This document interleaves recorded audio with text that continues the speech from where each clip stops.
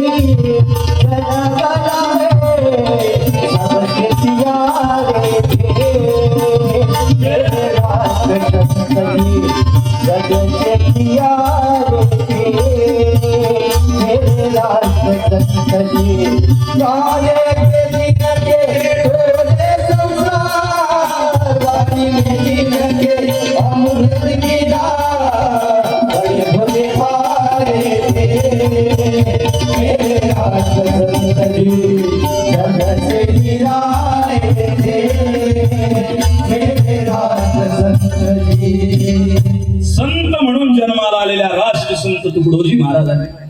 मला लोक विचारतात तुकडोजी महाराज, तुम्हाला लोक विचारत असतील तुकडोजी महाराज